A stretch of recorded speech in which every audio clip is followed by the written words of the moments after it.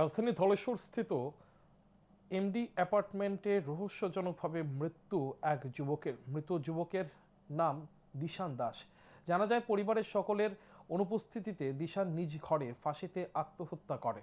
বৃহস্পতিবার রাতে দিশানের মা বাবা সহ পরিবারের লোকজন ঘরে ফিরে এসে দেখতে পায় দিশান ফাঁসিতে ঝুলছে। পরিবারের লোকজন ভেবেছিল দিশান জীবিত রয়েছে, সাথে সাথে পরিবারের লোকজন তাকে উদ্ধার করে, কিন্তু শেষ রক্ষা হলো না। ঘটনার খবর পেয়ে পূর্ব আগরতলা থানার পুলিশ ঘটনাস্থলে ছুটে যায়। পূর্ব আগরতলা থানার এক পুলিশ অফিসার জানান, ওনাদের নিকট খবর যায় এমডি অ্যাপার্টমেন্টে এক যুবকের মৃত্যু হয়েছে। এই খবর পেয়ে ঘটনাস্থলে গিয়ে দেখতে পান এক যুবকের মৃত্যু হয়েছে। ধারণা করা হচ্ছে মৃত যুবক ফাঁসিতে আত্মহত্যা করেছে। তবে মৃতদেহ ময়না তদন্তের পর জানা যাবে কিভাবে ওই যুবকের মৃত্যু হয়েছে।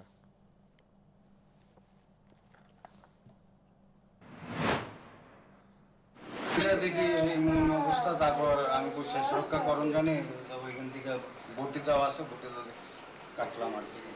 কি অবস্থায় আছে?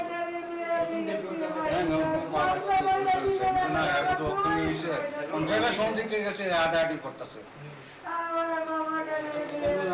শেষ রক্ষা নেওয়া ঠাকুর নাম কি তার? আপনি আমরা কিছুক্ষণ আগে একটা খবর পাই যে ধলেশ্বর মাঙ্গলিক বিয়ে বাড়ির পাশে এমডি অ্যাপার্টমেন্টে নাকি একজন লোক মারা গেছে। তো সেই খবর পেয়ে আমরা সঙ্গে সঙ্গে আসি, এসে দেখি যে একটা যুবক ছেলে।